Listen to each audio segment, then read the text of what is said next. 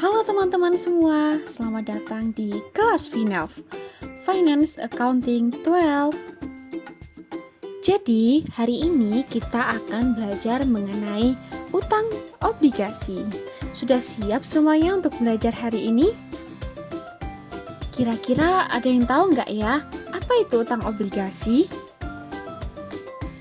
Sebelumnya, teman-teman harus tahu dulu, utang itu apa? Jadi, utang adalah pinjaman dana baik bentuk tunai atau surat berharga yang digunakan untuk membeli barang atau jasa sebagai pemenuhan kebutuhan. Nah, lalu apa yang dimaksud dengan utang obligasi? Utang obligasi dapat diartikan sebagai surat utang jangka menengah panjang yang dapat dipindah tangankan dan berisi janji dari pihak yang menerbitkan untuk membayar imbalan berupa bunga pada periode tertentu dan melunasi pokok hutangnya pada waktu yang telah ditentukan kepada pihak pembeli obligasi tersebut. Nah, kalau kalian sudah tahu pengertian dari utang obligasi itu apa, sekarang apa saja sih jenis utang obligasi itu? Tadi kan sudah saya bilang kalau untuk tahun-tahun berikutnya sampai tahun 2011 itu jurnalnya sama seperti yang pada tahun 2007. Nah, pada saat jatuh tempo 1 Mei 2011 itu jurnalnya sebagai berikut. Yang pertama mencatat bunga obligasi dan pelunasan bunga obligasi. Jadi yang dari bulan November sampai dengan Mei terlebih dahulu. Nah, di sini bisa dicatat dengan utang obligasi di debit sebesar 1 juta, biaya bunga obligasi 50.000 dan nanti akan ketemu kasnya di kredit sebesar 1.050.000. Berikutnya kita juga harus mencatat amortisasi Agio 4 bulan, yaitu 4 dikali Rp500 sama dengan 2.000. Seperti itu. Yang kedua, ada dilihat dari sisi penerbitnya. Itu ada 3. Yang pertama, ada corporate bonds, yaitu obligasi yang diterbitkan oleh perusahaan. Perusahaan ini itu bisa berbentuk badan usaha milik negara atau badan usaha swasta lainnya. Yang kedua ada government bonds, obligasi yang diterbitkan oleh pemerintah pusat. Sedangkan municipal bonds yang ketiga, yaitu obligasi yang diterbitkan oleh pemerintah daerah yang digunakan untuk membiayai proyek-proyek yang berkaitan dengan kepentingan publik. Yang ketiga, ada dilihat dari sistem pembayaran bunganya. Ada zero coupon bond, yaitu obligasi yang tidak mewajibkan penerbitnya membayar kupon secara periodik kepada pemegangnya. Ada juga coupon bond. Nah, coupon bond di sini itu bisa fix atau juga floating. Jadi, obligasi ini mewajibkan penerbit untuk membayar kupon atau bunga secara periodik. Nah, untuk bunganya fix atau floating itu tergantung dari kesepakatan penerbit dan juga pemegangnya. Yang berikutnya, yang keempat, dilihat dari hak penukaran atau opsi. Yang pertama ada convertible bonds, di mana obligasi ini memberikan hak kepada pemegang obligasi untuk mengkonversikan obligasinya tersebut ke dalam sejumlah saham milik penerbitnya. Yang kedua ada exchangeable bonds, di mana obligasi ini memberikan hak kepada pemegang obligasi untuk menukar saham perusahaan ke dalam sejumlah saham perusahaan afiliasi milik penerbit obligasi. Yang ketiga ada callable bonds. Obligasi ini memberi hak kepada penerbitnya untuk melakukan penarikan atau pelunasan pada waktu tertentu. Nah, waktu penarikannya ini biasanya sudah diatur dalam perjanjian waktu penerbitan obligasi. Yang keempat ada putable bonds. Obligasi ini memberikan hak kepada pemilik atau pemegang untuk menukarkan atau meminta pelunasan kepada penerbitnya. Yang berikutnya ada dilihat dari segi jaminan. Dari segi jaminan ini itu dibagi dua, ada secured bonds dan juga unsecured bonds. Di dalam secured bonds, obligasi ini dijamin dengan kekayaan tertentu dari penerbitnya atau dengan jaminan lain dari pihak ketiga. Nah, di dalamnya itu ada 3 kelompok. Yang pertama ada guaranteed bonds, yaitu obligasi yang pelunasan bunga dan pokoknya dijamin dengan penanggungan dari pihak ketiga. Kemudian ada mortgage bonds, Obligasi ini pelunasan bunga dan pokoknya dijamin dengan anggunan hipotek atas properti atau aset tetap. Dan yang ketiga ada collateral trust bond, yaitu obligasi yang dijamin dengan efek yang dimiliki penerbit dalam portofolionya. Misalnya, ada saham-saham anak perusahaan yang dimiliki.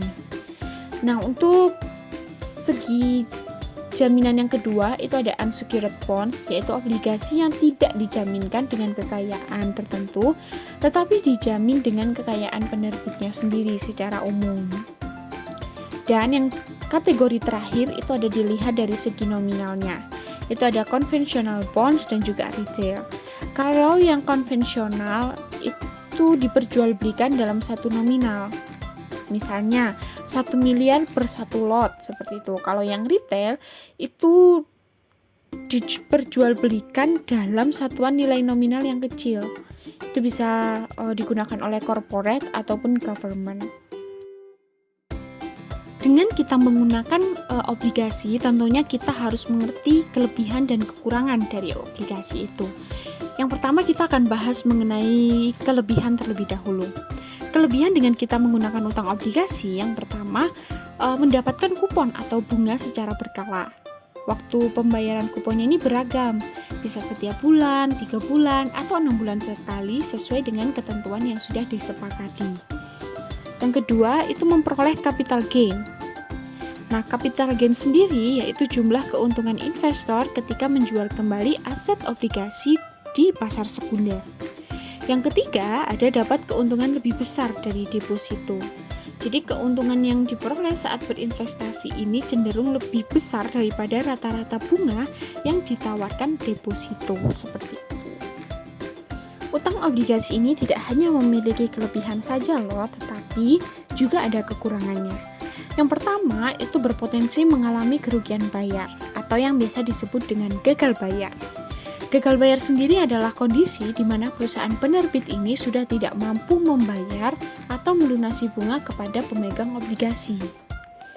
Yang kedua, tingkat bunga itu bergantung dari nilai pasar keuangan. Yang ketiga, itu memungkinkan perusahaan penerbit untuk mencabut kesepakatan.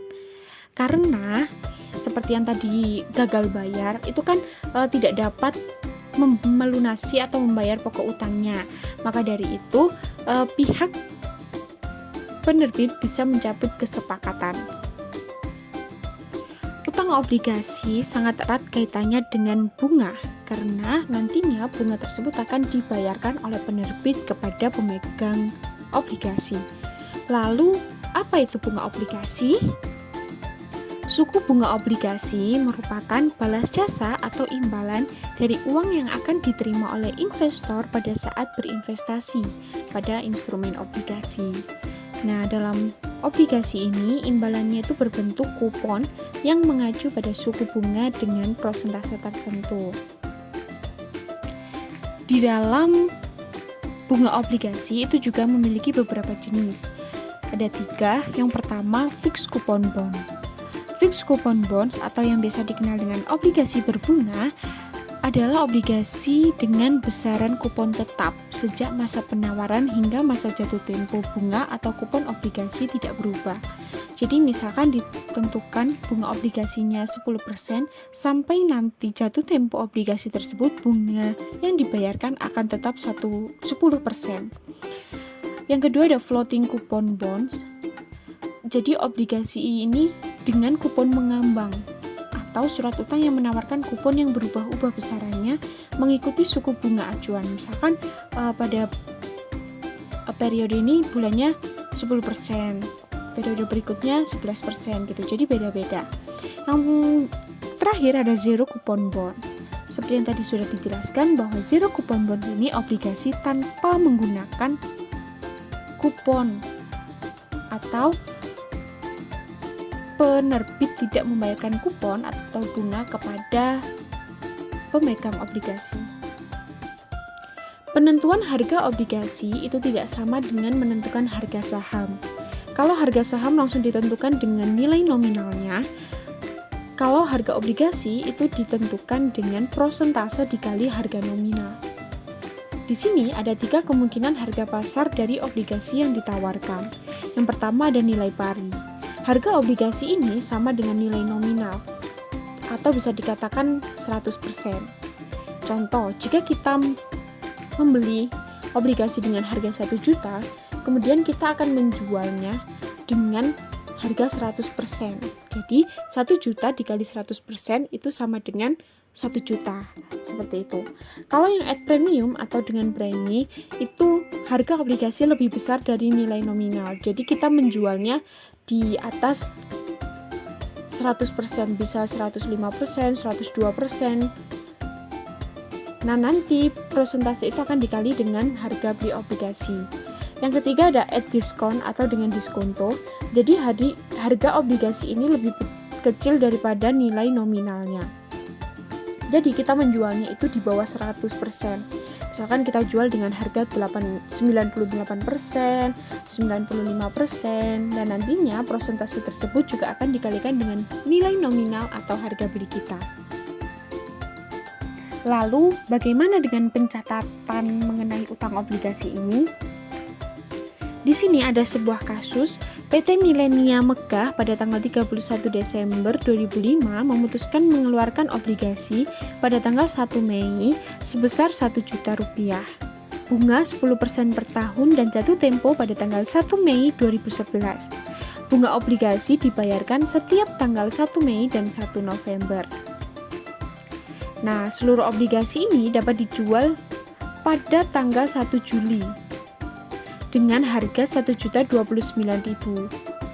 yaitu dari harga jualnya sebesar 1.030.000 dikurangi dengan biaya penjualannya sebesar 1.000. Kemudian ditambah bunga berjalan untuk jangka waktu 1 Mei 2006 sampai dengan 1 Juli 2006. Nah, maka umur obligasi akan dihitung pada perhitungan di bawah. Nah, di sini 2006 kenapa hanya 6 bulan? Karena kan dapat dijualnya mulai Juli. Jadi kita hitung 1 Juli sampai 31 Desember. Kemudian untuk yang 2007 sampai 2010 itu tetap genap 12 bulan. Sedangkan yang 2011 kenapa hanya 4 bulan? Karena itu jatuh temponya pada tanggal 1 Mei. Jadi dijualnya Januari. Jadi dihitungnya Januari, Februari, Maret, dan April. Berikutnya dalam perhitungan umur obligasi ini itu kan tadi diperoleh setelah dijumlah ada 58 bulan. Kemudian kita hitung agionya. Tadi karena penjualannya sebesar 1.029.000 dan harga perolehan atau harga penerbitannya tadi itu 1 juta, maka kan ada agio sebesar 29.000. 29.000 ini diamortisasikan selama umur obligasi. Seperti yang dihitung tadi ada 58 bulan. Jadi 29.000 ini dibagi dengan 58 bulan sama dengan 500 rupiah. Nah, 500 rupiah ini berarti adalah agio obligasi setiap bulannya. Kemudian pada saat transaksi penjualan, pembayaran bunga dan amortisasi agio itu dicatat dalam pembukuan sebagai berikut. Jadi kita tulis dulu pada tanggal 1 Juli itu ada penjualan obligasi dengan harga jual 1.030.000 dan dikurangi biaya penjualan sebesar 1.000 menghasilkan harga jual obligasi 1.029.000. Kemudian kita juga harus menghitung bunga berjalannya karena kan dicatatnya itu setiap 1 Mei dan 1 November. Pada saat penjualan 1 Juli itu ada 2 bulan yang bunga berjalannya belum dihitung. Maka dari itu kita menghitung dengan 2/12 dikali 10% dikali 1 juta dan menghasilkan 16.666,67. Jadi uang yang diterima itu 1.029 ditambah dengan 16.666 menghasilkan 1.045.666,67. Nah, akan di jurnal seperti yang di sampingnya. Kas sebesar 1.045.666,67 di debit.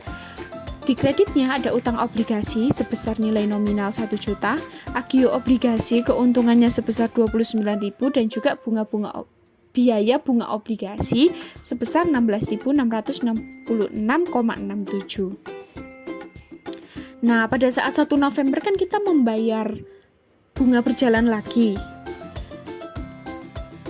Dan dihitungnya dengan sebagai berikut. 1 November 2006 itu kita tetap menghitung dari Mei, Juni, Juli, Agustus, September, Oktober sampai Oktober karena dibayarnya pada 1 November. Nah, kita hitung 6/12 dikali 10% dikali 1 juta.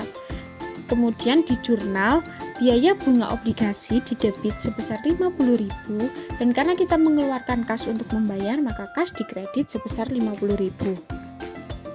Pada tanggal 31 Desembernya itu pasti dilakukan penyesuaian. Nah, jurnal penyesuaian yang berhubungan dengan utang obligasi ini ada 2, yaitu mencatat bunga berjalannya dan juga mencatat amortisasi agionya. Contoh yang kita menghitung bulan berjalan. Tadi kan sudah dibayar sampai Oktober. Otomatis November dan Desember ini perlu disesuaikan karena belum dibayar. Jadi menghitungnya dengan 2/12 dikali 10% dikali 1 juta menghasilkan 16.666,67. Di jurnal, didebitnya biaya bunga obligasi sebesar hasilnya tadi dan di kreditnya ada utang obligasi bunga. Dan pada saat penyesuaian kan juga harus menghitung amortisasi agio. Nah, kenapa di situ dihitung 6 bulan? Karena kita menghitungnya dari Juli. Dari saat kita menjual hingga 31 Desember itu ada 6 bulan. Nah, 500 ini dari agio per bulan yang sudah kita hitung tadi. Baru dikalikan dan menghasilkan 3.000. Ini mohon maaf di sini tipe, sebenarnya pada jurnal itu agio obligasinya itu 3.000 di debit dan biaya bunga obligasi di kredit sebesar 3.000. Untuk tanggal 1 Januari 2007 itu dibuat jurnal pembalik untuk utang bunga obligasi agar nanti pembayaran bunga pada tanggal 1 Mei itu dapat dicatat dengan cara yang biasa.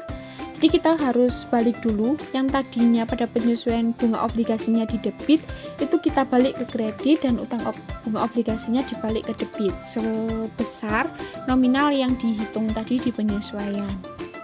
Nah, untuk pembayaran bunga obligasi pada tahun 2007 itu dicatat seperti tadi 1 Mei kan kita berarti menghitungnya mulai November, Desember, Januari, Februari, Maret, dan April 6 bulan.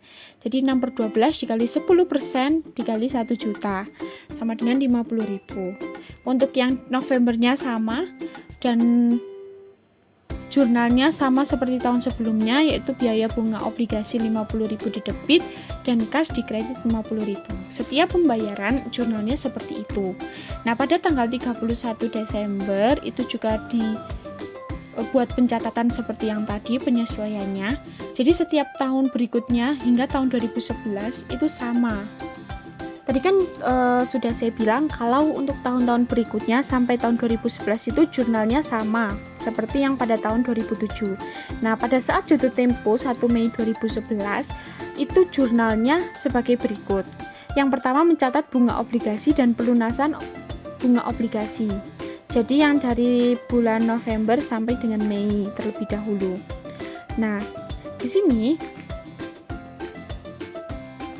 bisa dicatat dengan utang obligasi di debit sebesar 1 juta, biaya bunga obligasi 50.000 dan nanti akan ketemu kasnya di kredit sebesar 1.050.000.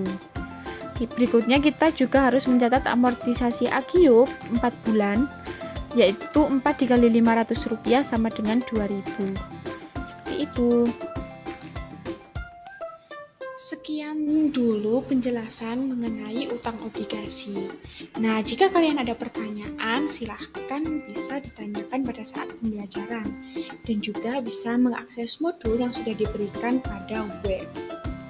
Sekian dulu penjelasan dari saya, kurang lebihnya mohon maaf. Wassalamualaikum warahmatullahi wabarakatuh.